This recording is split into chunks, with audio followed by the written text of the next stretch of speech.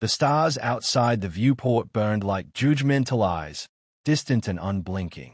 Captain Valka Raines stood motionless on the command deck of the Vanguard's edge, her armored silhouette casting a long shadow across the polished floor. Even after the war, after the treaties and the hollow parades, space never felt peaceful, just quieter between the storms. A soft chime broke the silence. "Captain," said Lieutenant Marin, her voice tight. "We've received a transmission from the galactic Concord." Valka didn't turn. "Let me guess. Another veiled threat with a ribbon on it." Marin hesitated. "An invitation to the annual Peace and Unity Gala on Virel Prime." Valka finally moved, the plates of her armor groaning softly as she turned. Virel Prime. The same Concord capital built on the ashes of the Jericho colonies. "Yes, that one." Valka approached the console and tapped the hologram open. The transmission bloomed in the air, flowing golden script, translated from Concordian high tongue. "Captain Valka Raines of the Terran Defense Command is formally invited to attend the 27th Annual Peace and Unity Gala. Your presence will honor the spirit of reconciliation and demonstrate humanity's commitment to post-war harmony." Then came the last line, bold and underlined. "Please respect the dress code. Formal attire is required." Valka barked a humorless laugh. "Formal? Who?" she muttered, eyes hardening. "Do they think a silk dress erases the war they started?" Memories surged like ghosts. The screams in her ears during the orbital bombardment of Jakarta, the endless trench fighting on Titan's ice fields, the shattered corpses of comrades she'd buried in silence. Her armor bore the scars of every battle. The red streak across the chest plate had never come out, no matter how many solvents tried. It wasn't just blood. It was a memory, a promise. Marin cleared her throat. "They want to use you, parade you as some tamed human symbol." "Let them try," Valka growled. "They want me in formal attire? Then I'll give them exactly that." Hours later, the Vanguard's edge docked in orbit above Virel Prime, dwarfed by the crystalline grandeur of the Concord's central diplomatic station. The structure shimmered like a diamond lattice, all elegance and sterilized arrogance. A place for sanitized politics, far from the mud and screams where real decisions were made. Valka descended the ramp in full armor. She hadn't polished it. Every dent, every bone mark, every bloodstain remained as it had since the siege of Harrogate. The once silver plates were now a mosaic of charred black, deep crimson, and scorched alloy. Her shoulder bore the fading insignia of the Terran Defense Corps. Her gauntlets still hummed with faint energy pulses. A Concord envoy approached, an insectoid diplomat with a high-collared robe and glassy eyes. "Captain Raines," it clicked. "We welcome your presence. But there seems to be a misunderstanding regarding." "This is formal," Valka interrupted. "This armor was blessed in 22 battlefields, bathed in the blood of both enemies and friends. I wear it to honor them." "But the event is peace and unity, right?" she snapped. "I unified plenty of Concord forces, 6 feet under the same crater." The envoy flinched but bowed slightly. "As you wish, Captain." Valka walked past him, unbothered. Let them whisper. Let them stay. She hadn't survived the Concord War to smile politely at those who once ordered Earth's annihilation. She wasn't here to shake hands. She was here to remind them why humanity didn't bow. Inside the towering ballroom dome, all elegance and flowing banners, hundreds of alien dignitaries shimmered in decorative silks, bioluminescent veils, and jeweled robes. The room smelled of perfumed oils, incense, and politics. Then came the silence. Valka's metal boots echoed like gunshots as she stepped onto the crystal floor. Conversations halted. Heads turned. Glasses froze halfway to mouths. A human, in bloodstained war armor. "Hey!" Valka met every eye without flinching. A slither ambassador hissed. "Savage." She smiled. "Damn right." And with that, she walked toward the central podium, the only warrior in a room full of pretenders, uninvited, unrepentant, and unmistakably human. The ballroom stretched into the heavens, a dome of translucent crystal suspended high above the clouds of Virel Prime. Golden light filtered through the atmosphere below, bathing the dignitaries in warmth that belied the tension crackling beneath every diplomatic smile. Conversations swirled, laughter echoed, and the tinkling of alien instruments filled the air. It was a scene designed for grace, control, and illusion. Then came the footsteps. Heavy, metallic, unapologetic. Clank, clank, clank. The music faltered. Conversations sputtered. The crowd parted slowly, not out of courtesy, but fear. Captain Valka Raines entered like a loaded weapon. Her blood-streaked armor caught the golden light and turned it molten red. The jagged edges of her gauntlets still bore carbon scoring, and her shoulder pauldron was warped from a plasma blast. Her helmet hung at her side, gripped tight in one armored fist like a threat disguised as protocol. Eyes widened, mouths opened. No one spoke. An insectoid noble fluttered back into the safety of his entourage. A trio of cloaked diplomats from the Xi coalition turned their backs with practiced elegance, pretending she wasn't there. Even the waitstaff paused, unsure whether to offer her a drink or call security. Valka scanned the room with slow precision. The dome's center held a raised circular platform, around which the Concord elite lounged in their self-congratulatory orbit. At the heart of it sat Chancellor Drelvox, the Concord's high speaker, a tall, crystalline being with a voice like ice cracking across glass. He smiled when he saw her. A human relic, he mused aloud, dressed in history's rust. Valka didn't blink. You invited me. I came dressed in what your war made me. From the side, a young man hurried toward her, flushed, sweating. A human diplomat. Probably new. Captain Raines, he whispered, clutching her elbow. Please, you're making a scene. This was supposed to be a peaceful gesture. Don't touch me, she said, not unkindly, but with the tone of someone who'd once ripped a man's arm off in close quarters. The diplomat recoiled instantly. Valka marched forward. Every eye tracked her. Her boots left faint smudges of ash on the polished floor. She reached the central platform and stopped at the edge, just outside the invisible boundary of Concord ceremony. Drelvox rose slowly, arms spreading like a saint accepting worship. We are pleased to host the famed Captain Raines, he said, voice ringing out for all to hear. Proof that even the most feral species can be brought into the fold of peace. Murmurs spread like static across the room. Valka stepped forward. Careful, Chancellor. You're speaking to the woman who stormed your bastion moons with nothing but rage and a railgun. Soft gasps. A hiss. Someone dropped a glass. Drelvox's grin cracked slightly. Perhaps you misunderstood the intention of the event. No, she said. You wanted a symbol. A puppet in a pretty dress. I brought you something better. The truth. She raised her helmet. This is formal wear where I come from. Every dent, earned. Every stain, paid for. I've buried more friends in this armor than you've ever pretended to mourn. Silence. The kind that settled like a blade on the throat. Then the Chancellor smiled again, but thinner, tighter. We'll be sure to make a note of your unique interpretation of etiquette. Please do, she said. File it under, never start a war with people who build armor instead of silk. From the back of the hall, someone clapped.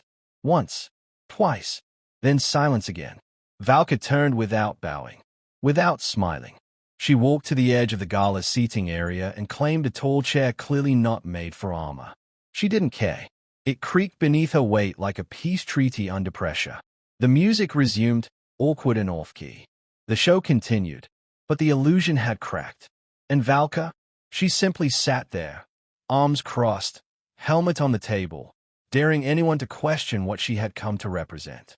Not peace, not apology, but memory, and a warning dressed in steel. The Chancellor's goblet rose high into the artificial light of the ballroom dome, its contents glowing blue and faintly shimmering with bioluminescent microbes, expensive, rare, and meant to dazzle. To unity, Drelvox declared, his crystalline voice echoing across the chamber. To the end of war, and to the taming of chaos. May even the wildest fires learn the grace of stillness. Polite applause followed, gentle clinks of glasses, nods, faint smiles. The ritual was smooth, choreographed, sterile. Valka didn't move. She sat apart, her blood-stained armor a grotesque contrast to the clean lines and ceremonial robes surrounding her. Her presence itched at the Concord's composure like grit under a silk glove. Her goblet remained untouched on the table, steaming slightly from the heat of her gauntlet. From across the circular space, the Chancellor's eyes found hers. He raised his glass slightly, the smile on his face brittle. "Captain Raines," he called, voice just loud enough to carry. "Will you not honor our moment with a toast?" Valka stood.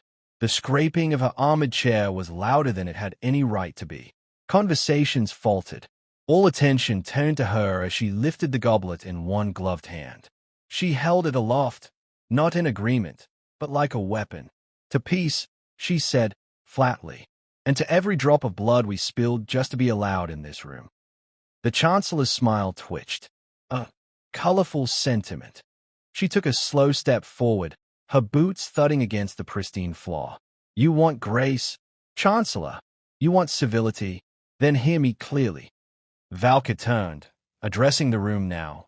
Not just the Concord elite, but the representatives of every species watching across the stars. "I fought in the slag rains of Titan. I dug screaming children out from under Concord rubble in Jakarta. I've seen your cleansing fleet sterilize cities you called military targets. I know the weight of your peace." Her voice was rising, not in anger, but precision. Control. She placed her goblet on the ceremonial table and slowly lowered her helmet beside it. Its surface was scorched, the visor cracked and smeared with something dark and long-dried. "This armor," she continued, "isn't just a relic. It's a record of every comrade I lost, of every lie you called a treaty, of every fire we were told to die in quietly." Murmurs rose, some shocked, some furious. A feathered dignitary from the Valari delegation stood abruptly. "This is not the place for war stories." Valka cut her off without turning. "Then maybe you shouldn't have invited a soldier to your costume party." Silence. Heavy and unrelenting.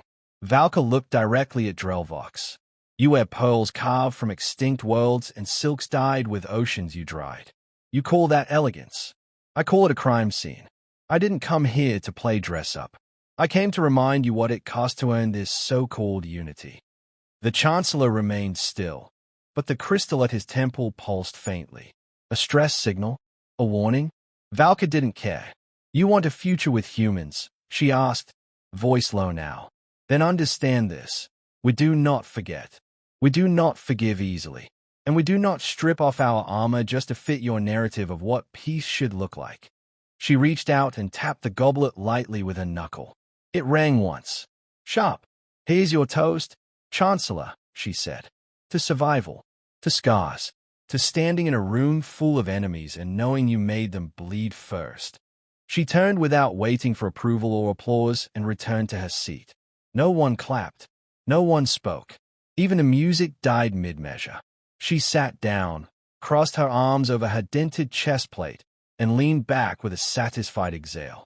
Let them choke on their etiquette. She hadn't come to be palatable.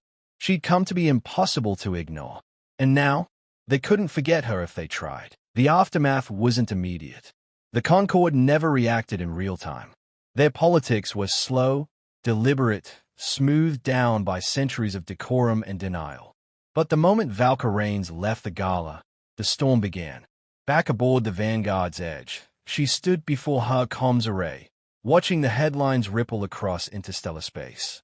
"Human captain defies Concord dress protocol, wears blood-streaked armor to peace gala. Symbol of Earth's violence or unflinching pride. The debate over Valka Raines. Unity undermined. Has humanity failed the Concord experiment?" Valka didn't flinch. She leaned on the console, arms crossed, watching a dozen alien news feeds spiral into outrage, fascination, and, in some cases, admiration. "Captain," Lieutenant Marin said quietly behind her, "we're receiving encrypted comms from several Concord sectors." Valka raised an eyebrow. "Sectors? Plural?" Marin nodded. "Yes, and they're not Concord loyalists." A moment later, the screen blinked. A hologram bloomed, an unfamiliar alien with a hardened face, partially obscured by static. "Reptilian," with ceremonial scars etched into his scaled brow. We watched your performance, the alien rasped. You reminded them. And us. The Concord isn't invincible. Valka remained still. Who are you? We are those they forgot. Races they annexed and pacified. They told us to bow, to forgive, to dress pretty and smile. You reminded us what pride looks like. Another feed chimed in. Then another. A Valari colonel. A disgraced Drax war leader. A human senator from a fringe world that had once been glassed and now flew Earth's flag in defiance. They all said the same thing. You reminded us. By morning, Valka's image, armor and all, had been broadcast across 3 quadrants. Her words were quoted in dozens of languages. Hashtag spread. Hash human formal. Hash scars our ceremony. Hash we remember. The Concord scrambled to spin the message, but it was too late. A symbol had been born, not of barbarism, but of truth, of memory wrapped in steel. Later that day, Valka sat alone in the ship's observation deck, helmet beside her, a glass of Terran whiskey untouched at her elbow. The door opened. Merrin stepped in, holding a small data slate. From EarthGov, she said, urgent transmission. Valka took it with a grunt, activated the message, and watched the seal of the Terran Defense Command flicker to life. Then came the face of Admiral Kyra Morrow, expression unreadable. You've made things complicated, Valka, the Admiral said, but also undeniable. Valka sipped the whiskey. That sounds like a backhanded promotion. Morrow allowed a faint smile. The Council wants you to accept a new role. Not as a soldier, as an envoy. Valka blinked. A diplomat. Me? Not quite. Ambassador General of the Human Federation. You'll represent humanity in negotiations, summits, and, when needed, in armor. Valka leaned back, a slow grin spreading. So they want me to scare people, but legally. They want someone the Concord can't ignore, Morrow replied. Someone who doesn't forget where we came from. The message ended. Merrin looked at her. Will you take it? Valka looked down at her armor. She ran her fingers over the blood-stained grooves, the scratches from claws and shrapnel. Then she looked out at the stars, at the Concord worlds blinking like smug candles in the dark.